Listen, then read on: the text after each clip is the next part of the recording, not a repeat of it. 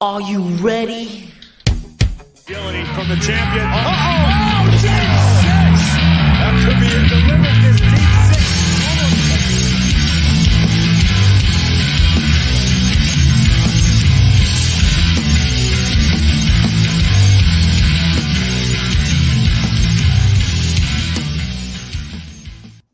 One of the greatest WrestleManias ever is in the books. I cannot believe WrestleMania 40 is over. What a night. I am joined by Joe for a second night in a row. What a show that we had last night, by the way. Our viewership was up, and we just want to thank you, Joe, for being a part of that. And thank you guys for watching. At the Raw, we take this a little bit serious, but at the same time, we're having fun with it, and that's the most important thing. So for those of you guys that are watching, drop a like. That will help us out. Feel free to join our conversation because there's a lot to unpack here. Obviously, you guys probably know what we're going to be talking about most, but yeah, what a night. Joe, how you doing before we get started? I am doing great. I could not be happier with WrestleMania as a whole. I think, this definitely, as they've been talking about all weekend, we have kicked off a new era in WWE, the Paul Levesque era. Things are off to a fantastic start. We have new champions. We have new superstars. We are seeing a shift in what people want, what the product is. And I think this is just the beginning, and I can't wait to see what tomorrow night brings because, as we all know, the Raw after Mania is the best Raw of the year. And I think I was just going to absolutely blow the roof off of the Wells Fargo Center. So I can't wait to see what happens. Tomorrow night is gonna be a good Raw. The Monday night, the day after WrestleMania, is always known as being the hottest Raw, kind of like the season premiere, so to speak. But things always change. Things have always kicked off new. But let me tell you, we had 7 title changes this weekend, if you want to include the cash in that took place and the 2 tag titles. 7 title changes altogether. So let me tell you, starting tomorrow, I feel like there was. I think me and you can both agree on that. There was a reset button here, so to speak, that was hit. Absolutely, without a doubt. So this is going to be a very exciting week because we're going to see fresh content tomorrow. We're also going to see fresh content on Friday. This Friday coming up, it's 5 days out. And I feel like the Friday after Mania, just the way the days land kind of seem to be snubbed a little bit. That's not the case, though. We're going to have a very good week in general. But let's start hot. We got to start hot right away. Because those that are going to be listening are going to want to hear about our thoughts for the WWE Championship. We have a new WWE champion. The reign of Roman Reigns is officially over, and I've been waiting 1 year for this. I have been waiting 1,315 days for this reign to be over, because I was sick and tired of it after he won it in a match that he shouldn't have been in. So the fact that it's done, it's over with. Thank God. Roman Reigns is the past. Let's talk about Cody. I think Roman had a great reign except for his last year. His last year, not even defending it much, and he was getting a little frustrated at times, and it ran its course. But let me tell you, now I understand why WrestleMania 39 had to happen the way it did, because he got himself an even bigger WrestleMania moment, WrestleMania 40, the grandest stage to date and the grandest stage until 10 years from now. WrestleMania 40 years, milestone anniversary. We got ourselves a WrestleMania 10 like ending. We did. You called it yesterday. with the baby faces coming out and being there to support Cody. It was great. You had Randy Orton, Kevin Owens, Sami Zayn, LA Knight, John Cena, Seth Rollins. You had all these Every single person that got screwed by Roman Reigns. All these guys. It was absolutely fantastic. I couldn't have been happier with the result. Seeing Cody being there celebrating with his mother, with Brandy, it was just the perfect end to really what was a perfect WrestleMania weekend. Phenomenal WrestleMania weekend as a whole. Every match had me. Yeah, Every match had me. We had a great match, and that we saw with Cody Rhodes and Roman Reigns. We basically predicted that to the T. The only thing we got wrong there, and people were saying, "Oh, it's the Undertaker will come out." I thought it was like a little ridiculous, of the thought of the Undertaker, because he really had nothing to do with Roman's reign, unless you want to think back to WrestleMania 33 and Roman beating him. And so I guess maybe we could tie that story in if you want. But just with this general reign over the past 3.5 years, Undertaker had nothing to do with this. So for Undertaker to be coming in, the thought of that, I did not think. People were saying, but I didn't think it was going to be. Austin would have made more sense because of his history with The Rock.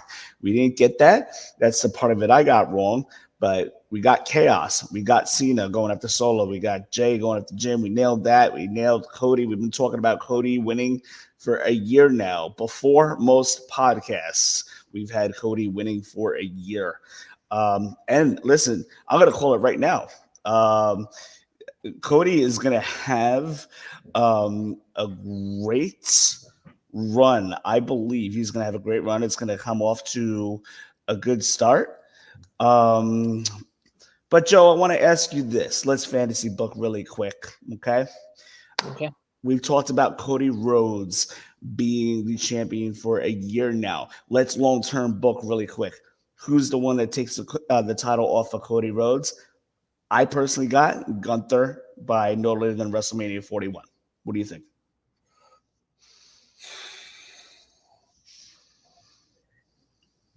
If I'm fantasy booking, I'm booking Gunther being the one to take the title from Cody, just because there's a story already there with the 23 Rumble match, them being the last two participants left in the ring, Cody eliminating Gunther.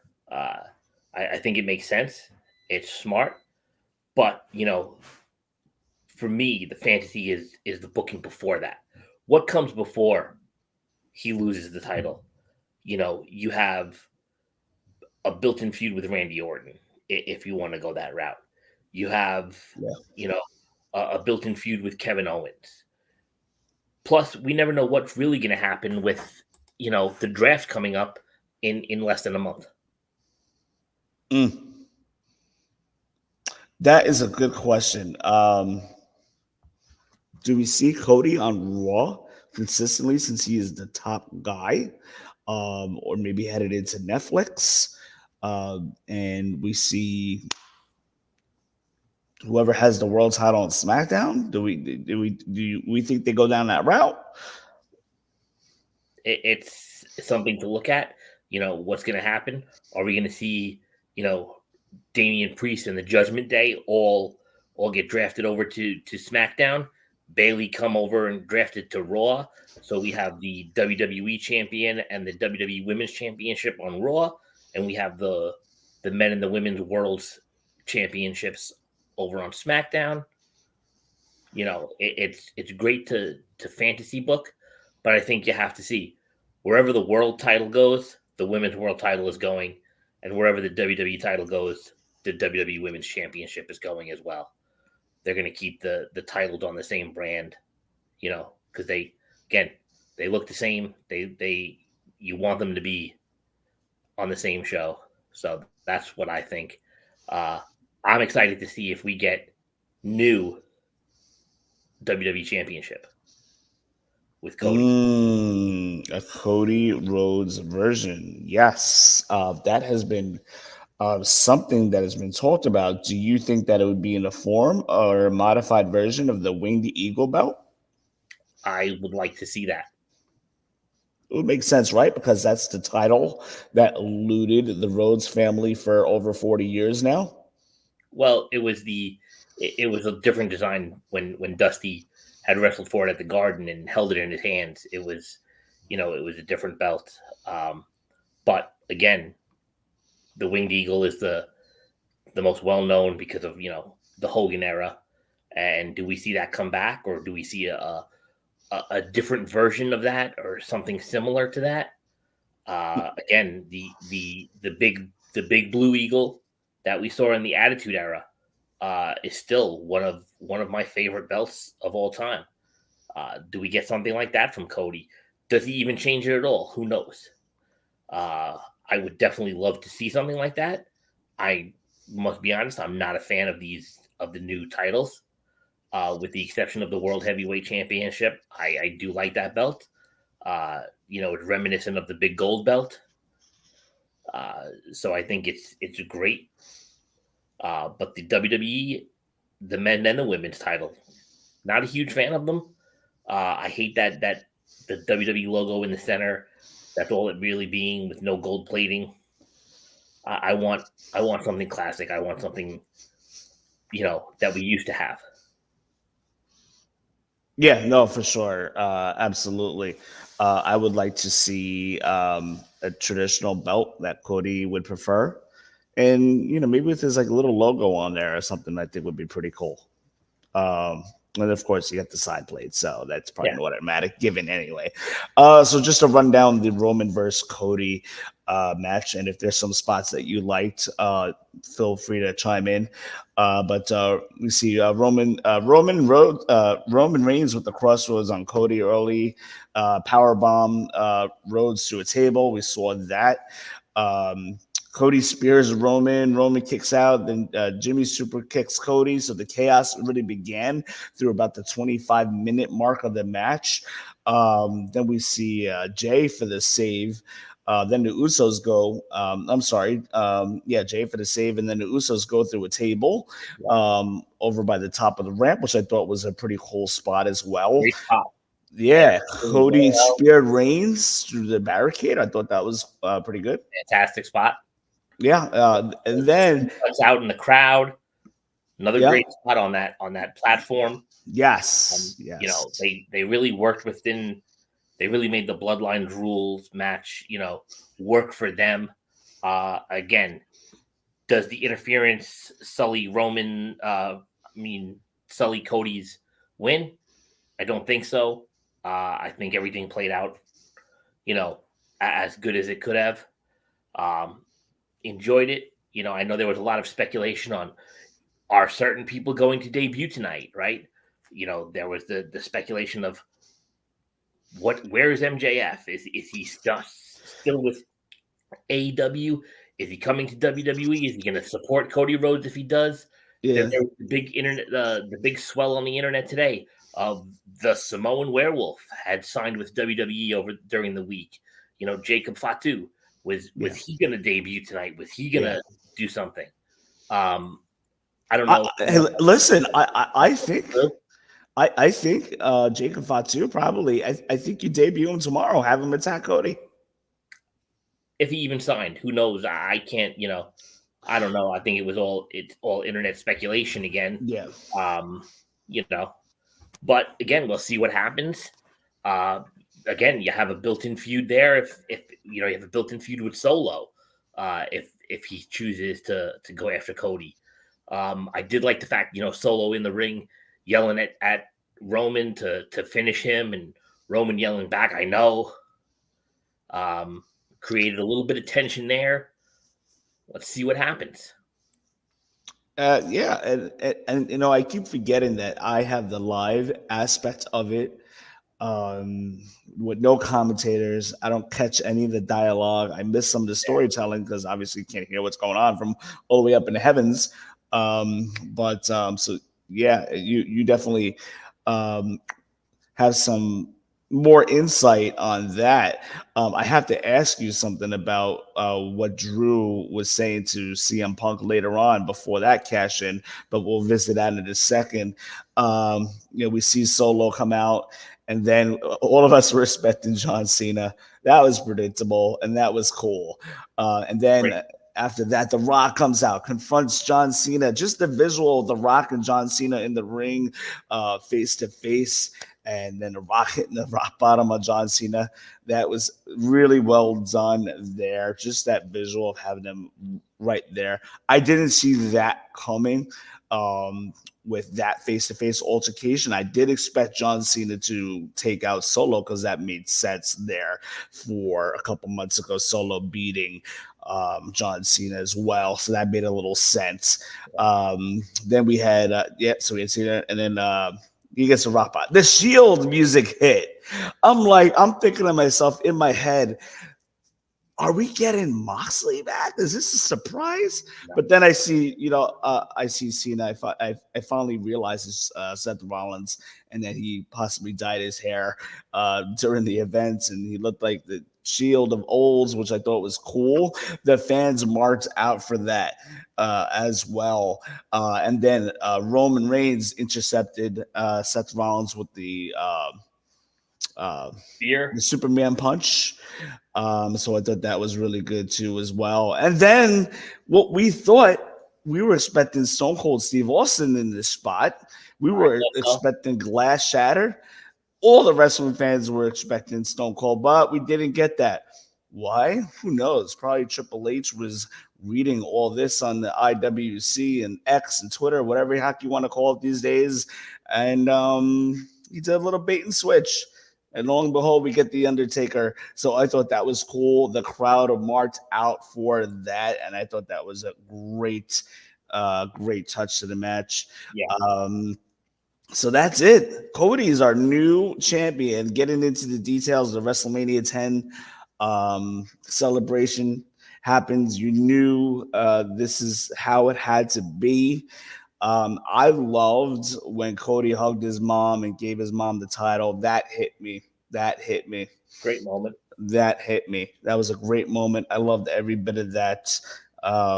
Cody loves his mom, and being the parent that he has, and it was just a great moment for sure. So all in all, and then we got the pyro, everything that I expected. Triple H coming out, Bruce Pritchard coming out. What a great moment. All in all, this WrestleMania has been arguably the best I've been to. There's been some pretty bad ones, 23, 27. I don't mean that in a bad way. What I mean is just not as good as compared to some of the WrestleManias I've been to at 30, 28, or 26 was good.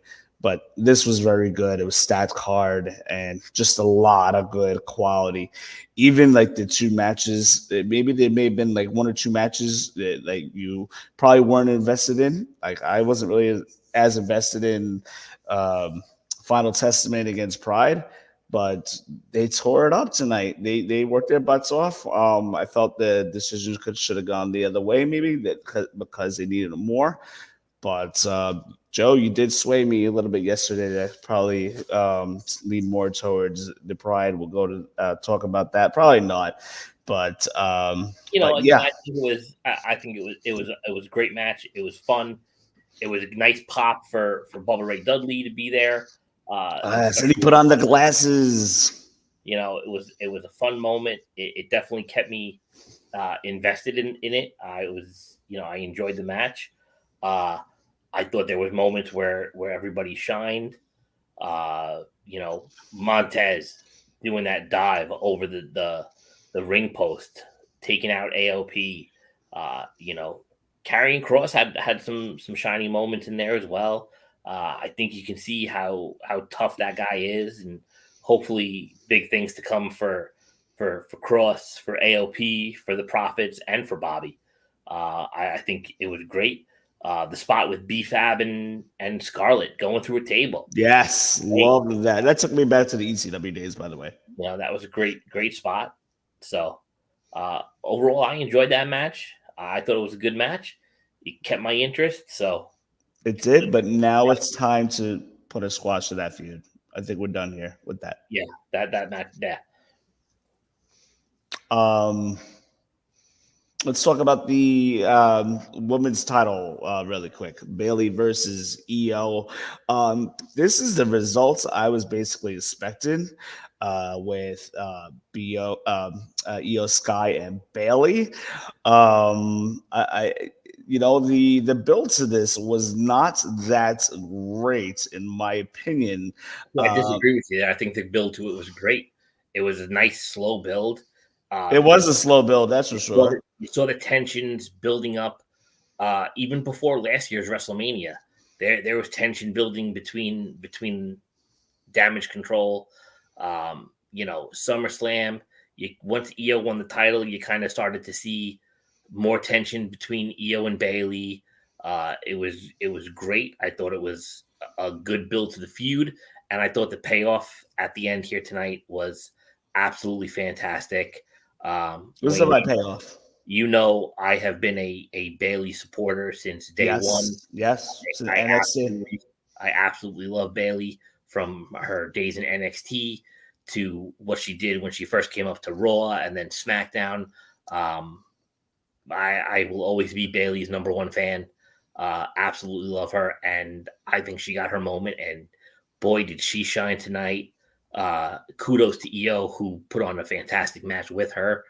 The moonsault after moonsault that EO hit was just phenomenal. The resilience Bailey had, and then getting that win at the end was. I loved how it ended. Elbow drop, which we haven't really seen in a while, if I'm not mistaken. Followed by the Rose Plant. Loved it. Yep, it was great. And she had a really good presentation tonight with her new music. She did. And her new outfit. Kind of did her hair a little bit different. She looked great. She looks fantastic. What did you think of her presentation as far as the ring entrance and everything? Absolutely loved it. What I would have loved it probably a little bit more if we had gotten the old Bailey music and the wacky wavy inflatable arm flailing tube men. But hey, the way she came out was awesome. Love the new music. Love the outfit. Just her presence overall. I will support Bailey until she retires. So let me ask you this: why is it you think that WWE is not going towards or close to what Bailey's old gimmick was with the balloon friends and the gimmick and the presentation that she had? Do you believe that maybe they're saving that for her number one fan, Izzy, when she comes up? No. Okay. Because I know Izzy is a huge fan of Bailey. Bailey's number one fan. I fully expect sometime before WrestleMania 50. I don't know when. Let's just take a shot at dark 5-6 years from now. Izzy in a program with Bailey. Izzy will be in her early 20s. She'll be closer to mid 20s by the time that rolls around. Izzy's already dressing like her as far as ring attire. Hairdo's kind of close. Do you think that maybe Izzy's going to take that gimmick or something similar once she's called up? No? Okay. Because that's the way it is now, but that could always change. You got to be your own gimmick. Okay. The reason we didn't see Bailey go back to the hugger is because, again, would it have been cool, the music and the tube men? Yeah, it would have. It would have been a nice throwback. But again, Bailey's evolved. Yes. Her character has become something else. She's become something else. I think her presentation as it is now, if we never hear that music again or we never see the two men again, we never get the ponytail again, I'm fine with it because she's absolutely killing it. And I can't wait to see what she does in this title run. I agree. It is 12:25 a.m. on the East Coast. We are taking comments. Feel free to leave your comments. those of you guys that are watching, I know you guys are watching. Feel free to leave some comments. We want to hear what you guys think. We'll post them up on our show and reply to them live on the air. We want to hear what you guys think about WrestleMania 40 and what you like, what you didn't like, how happy you are with the results of the main event tonight. Anything you want to post up, please let us know. Hop in the chat. Give us a like on our video. This will help us out tremendously. Next up, we have LA Knight, versus AJ Styles. Again, this is another one that the both of us predicted correctly. I think the writing on the wall was here, there. AJ Styles and LA Knight, I believe. LA Knight really needed this win more. I feel like LA Knight may have lost a little steam in a way. Still over with the fans. Good reaction tonight. The crowd's into him. The crowd was really, the crowd was really, really there behind him. Again, I thought it was a good match. I love the new music for AJ Styles coming out. I think he's embracing this heel run that he's on, and I think it's only the beginning. And I think we're still to see a lot out of AJ. I know there are a lot of rumors that he's going to be finishing up here soon when this contract with WWE ends, and he's going to step aside. I would hate to see that. I don't want that day to come, or at least I don't want it to come anytime soon. I think AJ is one of the most talented professional wrestlers, sports entertainers in the world. And I think he still has a lot to give. And honestly, I hope to see, maybe AJ Styles versus Cody Rhodes at some point down the line for the WWE Championship. That'd be a great match. Would you build a whole program around that, or would you do kind of a one-off? No, I wouldn't want to see just a one-off match. Like a number one contender, like a one-match program. Number one contender, AJ wins, and do a one match, and then. No, I would love to see a whole program that probably encompasses 3 months or so. I would love to see that. Well, Cody's going to need some opponents. He's going to need at least about a good, 4 or 5 feuds between now and next year, in which I strongly believe WWE is working towards Cody Rhodes versus Gunther. We saw the first steps of that last night with Gunther losing to Sami Zayn, and Cody winning, and They had magic there at the Royal Rumble, especially last year's Royal Rumble too, as well. Yeah. So I truly believe that's where Triple H's head is at, eventually, for sure. So LA Knight and AJ Styles. I personally wasn't really too invested into this feud.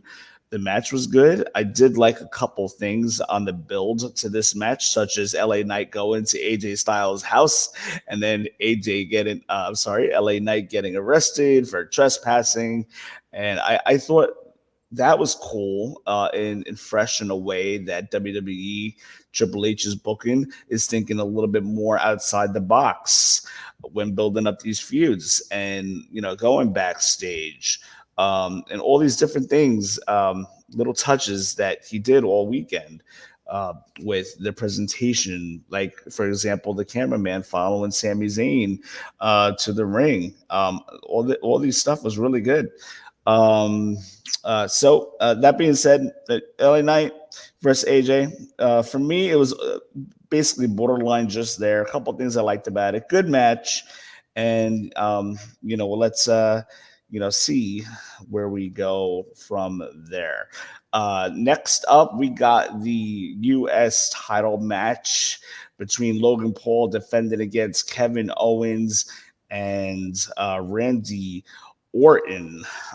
So funny story, guys. Joe, I did not tell you about this. You were going to get in charge. You're going to get in charge out of this. And as soon as I can, I guess maybe I'll post on the YouTube channel or I'll post on TikTok or whatever.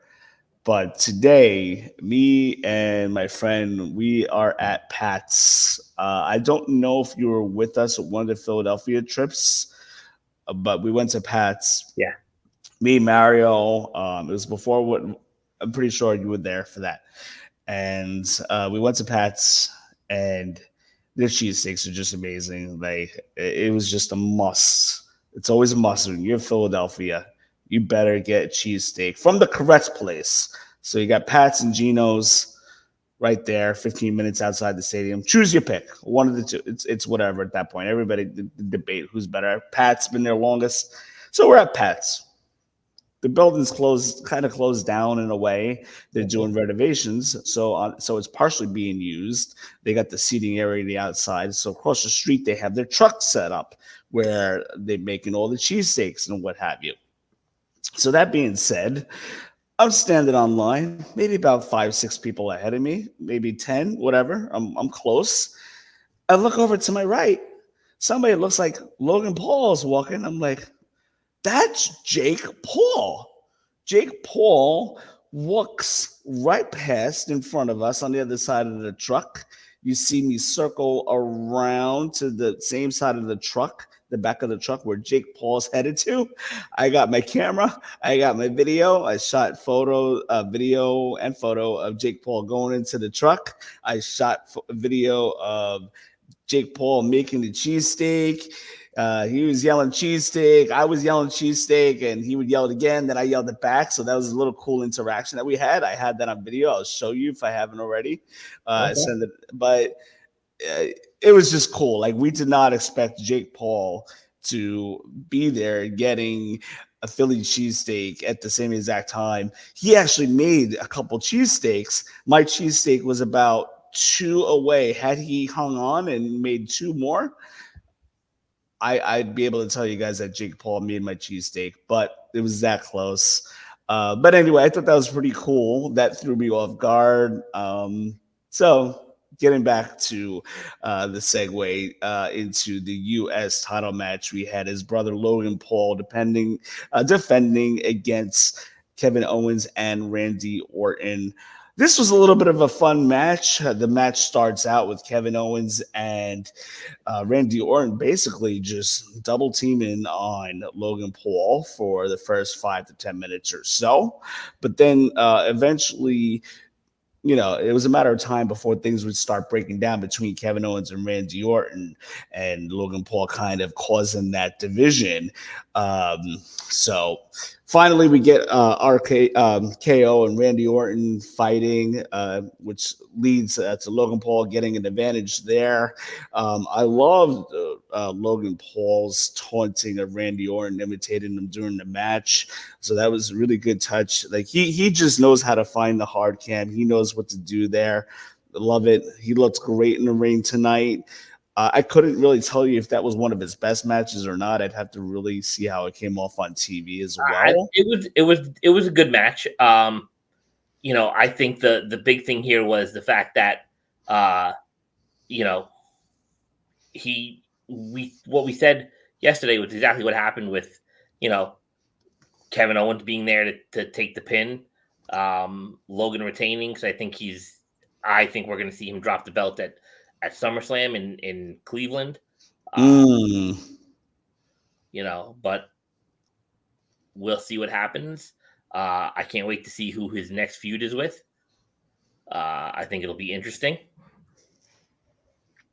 Yeah, I couldn't really tell you who his next feud is going to be with. I really don't know. Normally, I would probably have an answer for you. I'm going to take a shot out of dark and say Andrade. Give me Andrade. Okay. Give me Andrade. This is a shot out of the dark, and let's see. I think that would be a pretty good duo. Logan Paul knocks out Randy KO with the Ducks. He avoids a near pinfall from RKO at one point. The Prime Bottle got involved, and he, also known as Speed, is his name, saves Logan Paul. We see Randy Orton strip Speed of the Prime costume. and hit the He RKO on gets the the RKO on the table. Yeah. phenomenal. Logan wins with the frog splash, following RKO's. Okay, so Randy Orton put a RKO on Kevin Owens. From a pop up, from the attempted pop up power bomb, hits that Mhm. RKO, and then gets thrown out of the ring by Logan. And Yep, Logan with the frog splash the win. with the W. So well done match there, pretty clean. Where do they go with Randy Orton and Kevin Owens there? I guess that remains to be seen on Friday. Maybe they have a blow off match or something like that. Play the blame game, or do we see them team to take on Grayson Waller and Austin Theory? You know, your new SmackDown Tag Team Champions. That's absolutely very possible. I mean, other than this, before this match, it seemed, Randy and Kevin were tagging together. I think this helps out Randy a lot to be in a tag team here for a little while. Just, it just takes the workload off in the ring a little bit. So a makeshift tag team, strange bedfellow, so to speak, between these two guys wouldn't be such a bad idea. Yeah, give me that by the next pay-per-view. Yeah, I'd be down. I'd be down. Let's see what else we got here. Okay, we're gonna talk about the world title match, and then we'll get back to some closing statements about the Cody match. For those of you guys that are watching, drop a like on our video. That help us out a lot. Thank you so much for joining us. Subscribe to us. This way you get some alerts of whenever we go on air. We'll be back on air Monday night, tomorrow night, so we can't wait for that. But now we're going to talk about the world title match. I knew this was going on first. Fightful Select. As some of you guys may or may not know, I'm a Patreon of Fightful Select, so I get their alerts. So I pretty much had the whole match card in front of me about an hour before the show, so I knew Seth Rollins and Drew McIntyre were opening up this show.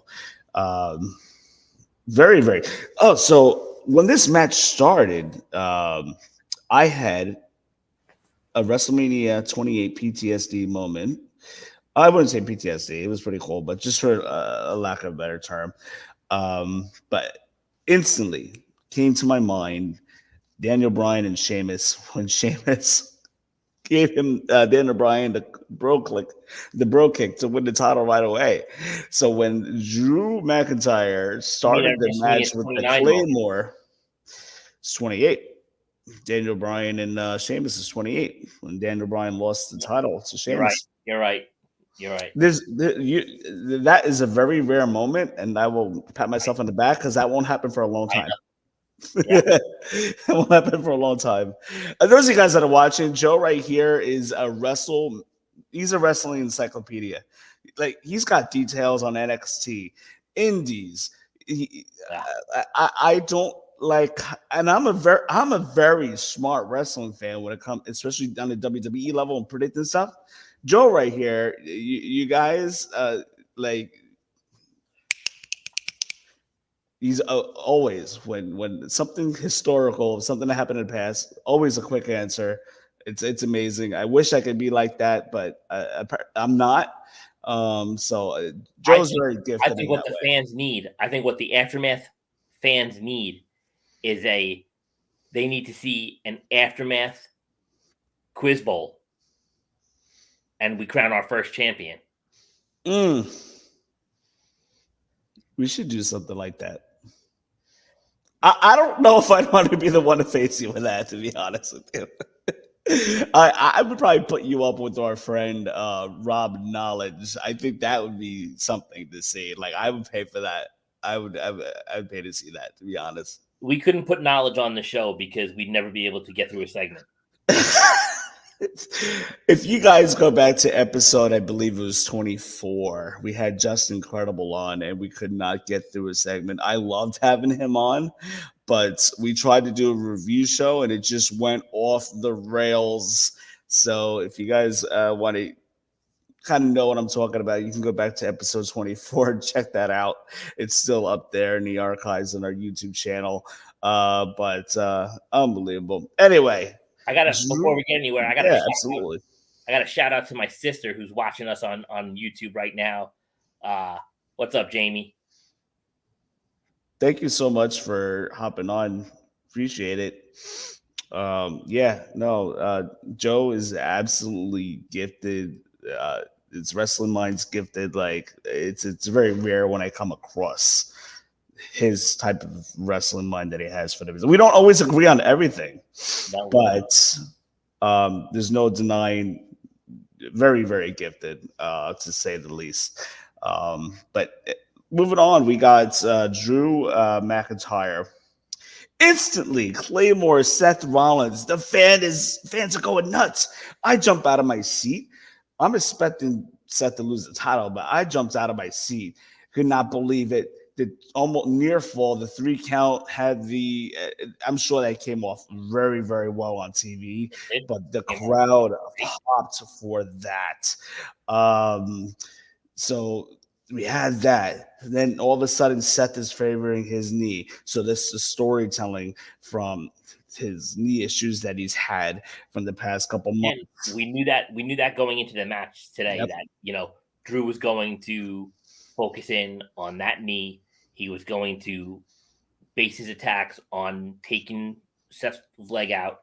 He did a fantastic job at that. But like I called it last night, right here on this show, I said that Drew McIntyre was going to be distracted by CM Punk. Yes. His focus was on Punk at ringside.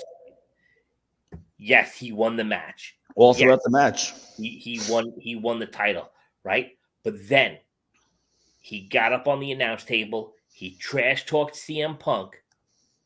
Punk sat there, took it. Soon as Drew turned around, Punk tripped him up, gave him a quick little beatdown, and it led to his downfall. Let me ask you this, Joe. What was the exact words? Because obviously, I can't read lips. Obviously, I'm all the way up there. I don't hear what's going on. I suppose I probably could have thrown on Peacock really quick after the fact. But what was some of the words that Drew was using when he was sitting on the table with Seth? He was just telling him he was gonna end his career and all of that, and he was Punk had laughed and he said, "Oh, you think this is funny?" And Punk said, "I think it's hilarious." And Punk told him, "Don't sit here and talk to me. Don't focus on me." Wow, and this is going on throughout the match because Drew kept on looking at Punk throughout the match. Yeah, absolutely. Drew is very, and so that's the one thing I was very curious what the rhetoric was between Drew and CM Punk throughout the match, especially when he was sitting on the table. Good visual there, for sure. So yeah, we saw a lot of back and forth finishes between Seth and Drew. I thought that was very cool. A lot of force finishes. I mean, Seth with a number of curb stomps and Drew with a number of claymores. Yeah. As we said before, we saw Drew get in the face of Punk. They argue, and then we see Punk trip Drew McIntyre. So I have to pat myself on the back here. You got your pat on the back moment? Absolutely.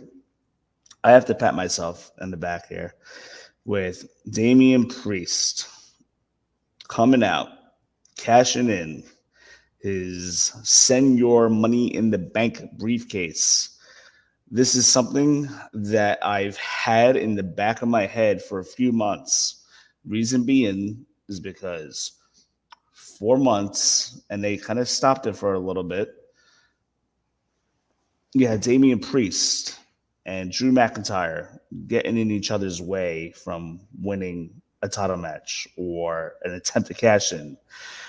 And I kept this in the back of my head, and they kind of got away from it just a little bit, just to kind of get the fans to forget about that. And I had it back in my head. Two more months left. Two more months left. Now, it could have very well, I could have easily been wrong because they could have done this tomorrow. They could have done this at one of the next PLEs. but time was kind of running out. So I had in the back of my head like Damian Priest has got it. Him losing the tag team titles last night kind of maybe gave me a little, indication that this was probably more than likely going down. Um, but yeah, for weeks I've had it in my head that quite possibly Damian Priest is going to cash in. I didn't really know if it would be towards the end of the match or right after the match, but we got it after the match. So we got our title match that everybody paid for and came to see, Drew versus Seth. They absolutely delivered. Seth is going to take a little time off, I would imagine. If I were him, I would just relax. Becky lost last night. They're going to chill for a little bit and get ready for SummerSlam season where they'll be much more needed. There's going to be a number of superstars that are going to be taking a little bit of time off. Roman's going to be taking time off, I'm sure. Rock is going to be gone until SummerSlam, more than likely. Maybe we'll see him tomorrow. But there'll be a couple people just chilling out, which leaves opportunity for up-and-comers and new feuds, fresh faces, fresh title defenses with all these titles that changed over the past couple days. But long and behold, Damian Priest comes in, and I called it for weeks. Not many people believe me. But from what I noticed, they kind of got away from Priest and the Drew confrontation in a way. But Well, Drew cashes in. He's knocked out, and it was great. You say they got away from it, but they had constantly mentioned it on Raw, and so I think everybody knew that. Yeah, there was times where Damian tried to cash in, but he was stopped by Drew. But all said and done, he finally came out there and he did what he said he was going to do the entire time, and that was cash in, win the world heavyweight title. Now, where do we go from here? I think Damian Priest is a phenomenal talent. I'm glad to see that he got this in Philly because he started his career, 20 minutes away from Philly. That's where he started, when he came up as Punishment Martinez. Here's a guy who, has a phenomenal look. He can talk. He's got charisma. I think he's got it all. And to see him get his moment tonight was fantastic. I think Damian Priest is going to carry, that world heavyweight title same way Seth did with, constantly defending it. He was what he had he was in the top 3 of, matches last year. So, yeah. He's definitely a workhorse. Just like Seth was. So I think we'll see, a lot from Damian Priest. Let me ask you this. We have Damian Priest at 1 tonight. Obviously, tomorrow we see Drew and Priest. They're going to have a confrontation here. This is going to be, I think, the feud over the next 2-3 months. Quick question here for our YouTube shorts. Do we see Drew McIntyre versus Damian Priest in Glasgow, Scotland? Priest defended against Priest defended against Drew McIntyre, and Drew winning in his home country against Priest. Hard to say, It's in 2 months, and I don't see Damian Priest having a long title run. I don't know. Clash of the Castle is the pay-per-view. It's already longer than Drew's. Drew McIntyre lost in his home, in London, and I think Triple H is going to give one back to Drew in his home country. Can you agree with that? Do you think this is a strong possibility? I don't think Priest is holding on to this long. I want to see where CM Punk is at this time. Because if Punk is back in 2 months, if he's healed up in 2 months and he's back in the ring, I think we're gonna have Drew and Punk at Clash of the Castle. Drew and Punk at Clash at the Castle. Why not? If Punk is healed up, if Punk is ready to go, why wouldn't we get it? Punk's the average turnaround time for Punk's type of injury is 4 to 6 months. That could bring us to SummerSlam. So I would say at the latest, I'd have Drew and Punk at SummerSlam. Big high profile match that they need to be able to book. I gotta remember though, that injury happened in January. Yeah, it was January. But yeah, actually, that could get Punk in time for June. Because you got to figure you got 2 PLEs before Clash at the Castle, right? Yeah. You got Backlash coming up in just under a month at May 4th, in France, and then you have it was announced tonight, right? The end of May we have the King and Queen of the Ring in Saudi Arabia. Yes. Do you think that's going to be a number one contender, kind of like what they used to do back in the day? I mean, as the reward, other than sitting on a throne with a cape and a crown. They only did it in 1 year. Yeah, 2002. They did it. Brock won the King of the Ring, and then he was challenging the winner at SummerSlam. I think that should be, your reward for winning King or Queen of the Ring is, forget this, let's make a king or a queen character. I don't care to see that. You won the distinction of winning the king or queen of the ring, and then you become the number one contender for whichever title you choose at SummerSlam. That should be the reward for that. Let's see what they do. It's going to be interesting. Again, our last King of the Ring didn't really do anything spectacular. No. Xavier Woods. Our last Queen of the Ring didn't do anything spectacular either, right? Queen Zelina was kind of a disappointment with both of those. So it'll be interesting to see what they do this time with it. But again, I would like to see, where Punk is, in 2 months, come at the end of May to see what happens for June. Because if Punk is cleared for action, I think we get Punk and Drew at Clash at the Castle in some kind of stipulation match because of Drew's obsession. And maybe you get, maybe we build to Damian and Finn.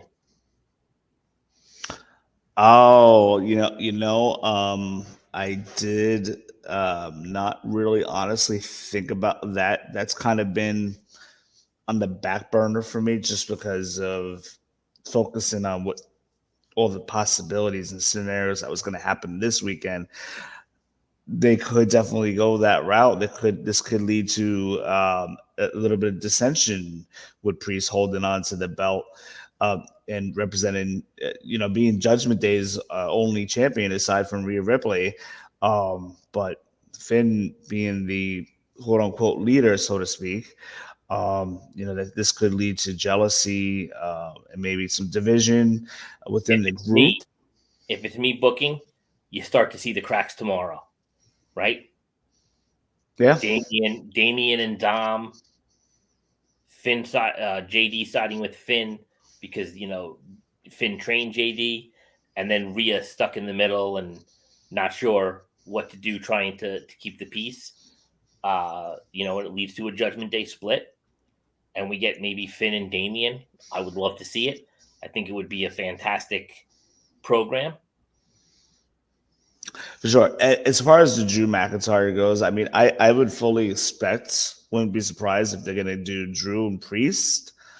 But with Drew and Punk coming up, looking like for the summertime, in my opinion, that feud really does not need a title.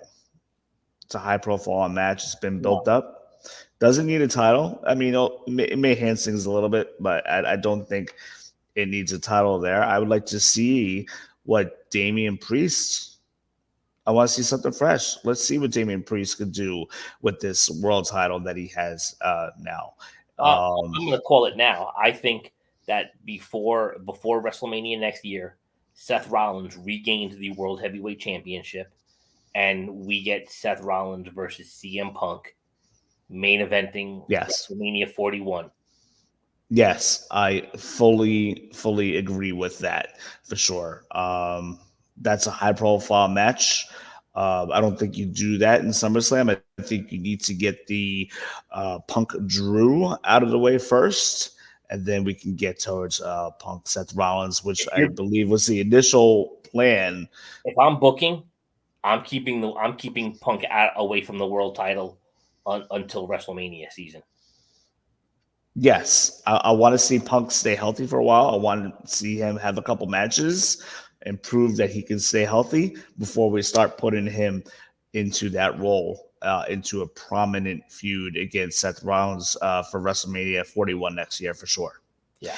Which leads me to this. They did not even, and I didn't see it, but they did not announce WrestleMania 41, which is weird because by now, traditionally, either where it is, we would have known already. Yeah. I'm trying to figure out what's going on here. Is what we thought was going to be maybe not so much a lock anymore? Is scrambling and try to find another place? I'm wondering what's going on. We were expecting the announcement for WrestleMania 41 next year to be in Minneapolis, Minnesota, where the Minnesota Vikings play. Me never being to Minnesota, the baseball fan that I am, I've been, knock out a couple stadiums while I'm there. I was kind of excited, and we did not get that announcement tonight. When do you think we get that announcement? Do you think that maybe there's a pivot going on right now and we don't know about it? Honestly, I don't know where we get that announcement.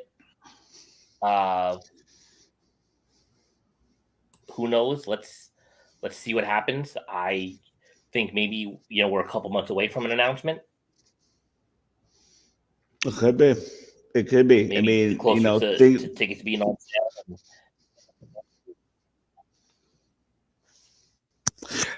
It's very possible. Things being done a little bit different. We got to keep in mind with the TKO and under Triple H.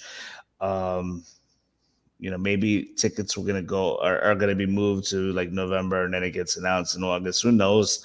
But I would imagine an announcement's coming soon. So, and I mean, I know Vegas has been talked about, not necessarily for next year, but I'm getting the feeling that Vegas is very close to getting a WrestleMania for sure. Nashville's been talked about for WrestleMania 43 potentially, as long as that stadium's done in time. And then Minneapolis has been the heavy favorite for next year. So that's where. And then possibly London. Those are my 4 top cities over the next 4 years. Somebody threw a rumor out there for New Orleans, but I don't think we get that anytime soon. I don't think we get New York anytime soon. I think that's at least another 5 to 10 years away for New York. I mean, I definitely wouldn't mind going back to New Orleans for a Mania. I had a lot of fun last time down there. So I'm looking forward to another Mania in New Orleans. But we'll see what happens. But I'm definitely looking forward to somewhere in the next 3 years. I think we see a Mania in London or somewhere in the UK. Yes, I mean the PLEs are starting to happen more frequent now. People are gonna watch regardless. People are gonna get up at 5 a.m. and watch if they really want to watch it that bad. You got to figure. You look at our next 3 PLEs are all outside of the US. Yeah. Right. So we're talking Backlash in France. We're talking King Queen of the Ring in Saudi Arabia. And then we're talking Clash of the Castle in Scotland.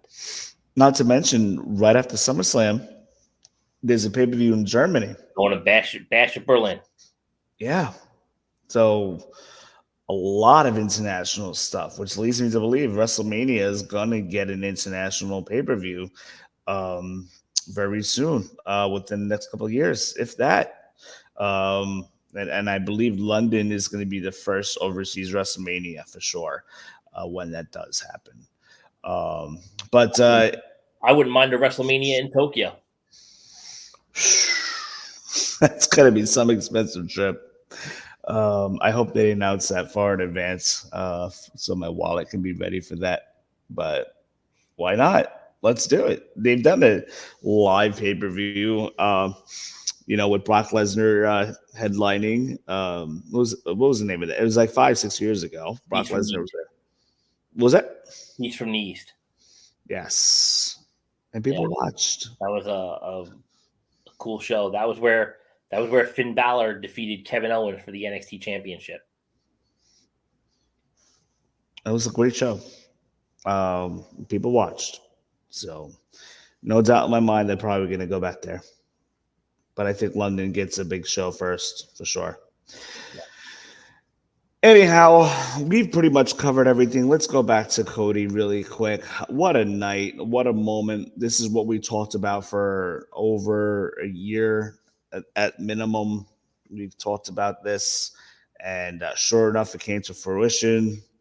I'm kind of relieved in a way that, oh man, I would have gotten roasted beyond belief if Roman Reigns was to walk out the title tonight, because I've been so held bent and for sure 100% that Cody was going to win, and I've been saying it for a year, and sure enough, thankfully that came tonight. Great moment.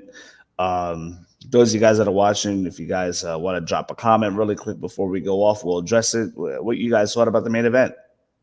I thought it was good. The bloodline rules. We got good wrestling in there before the chaos started.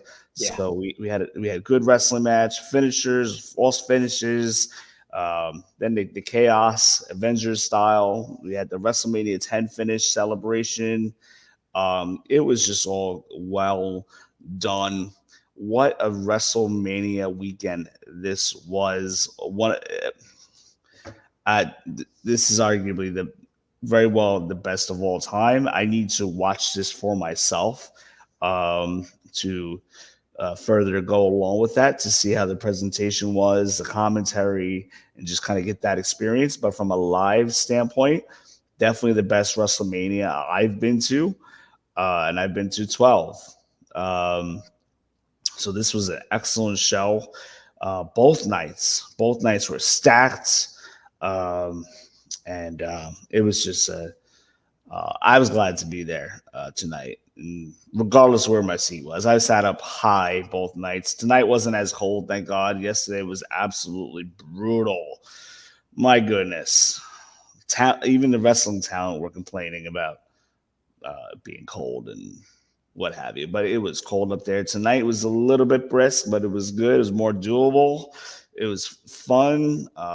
We were able to focus better, and yeah, such a good weekend. Joe, do you have any last minute comments you would like to drop in before we go off the air? We talked a lot about Mania. I don't think we didn't touch NXT Stand and Deliver at all. And No. before we finish, I just want to say what a night, what an event that was. To start off WrestleMania weekend on yesterday.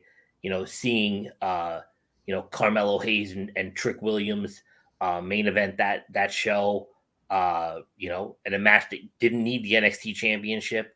What those guys did, what Lyra Valkyria and Roxanne Perez did was fantastic. The NXT talent was just phenomenal.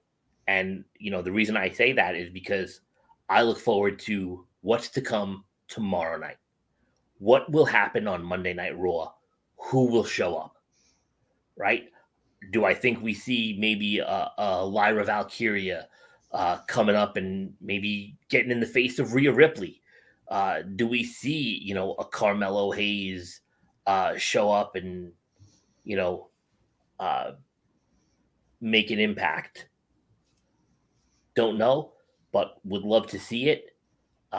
So I'm looking forward to tomorrow. I think tomorrow is going to be the perfect cap off of a fantastic weekend.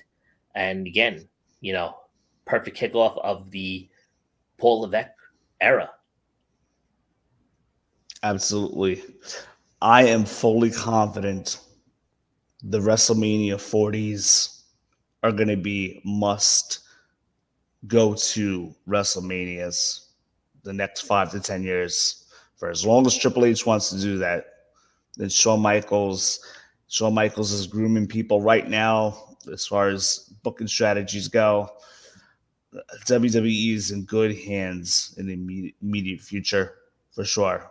As long as TKO lets the wrestling-minded people do their job, WWE is in great hands. So it's going to be exciting to see the continuing of the Triple H era. I'm very excited. Can't wait. For those of you guys that are watching, thank you so much for hopping on tonight. We had some great viewership last night and great viewership tonight, and that's going to continue. Please feel free to like our video this way. Let's be real. The YouTube algorithm likes to see liked videos, so the word gets out and the video gets pushed more to the forefront. So if you guys can like our video, that'll help us out. Subscribe to. We're only 6 away from 400 subscriptions. We're gonna break 1,000 this year, but we can't do that without you guys. So feel free to give us a subscribe and like. Tell your friends. Coming soon on the Aftermath Pro Wrestling Podcast, the Aftermath Pro Wrestling Quiz Bowl, where we're going to crown the first Aftermath champion. It's coming at some point this year. We're going to get it done. We're going to make that happen. Joe, why do I have a feeling that you're going to be the first ever champion? I'm going to be the first and only champion. There will be no other. Like, you're probably going to win the first one, and we're probably going to have to keep you out of the second one just so somebody else can have a chance to win. But anyway, I love that idea, and book it. Let's get that done this year for sure. I would definitely love to do that. Those of you guys that are watching, thank you so much for joining, and we will be back tomorrow. Last week, or was it 2 weeks ago, was our first Raw that we reviewed after 2.5 years. We're back tomorrow night, the most important Raw of the year, and we'll be back every other Monday. Myself and Brandon will be covering Monday Night Raw. He'll be debuting tomorrow night. So, guys, now's the time to hop on the Aftermath train because we're building some momentum. Joe, thank you so much for being a part of it this weekend, holding it down at the wee hours of the morning. Thank you so much. We couldn't even get the show out without you stepping in this weekend, so we really appreciate it. And those of you guys that are watching, thank you so much. We'll see you tomorrow night, 11:05, because we want to beat other podcasts from hopping on. So we're going to get on as soon as possible. 11:05 sharp.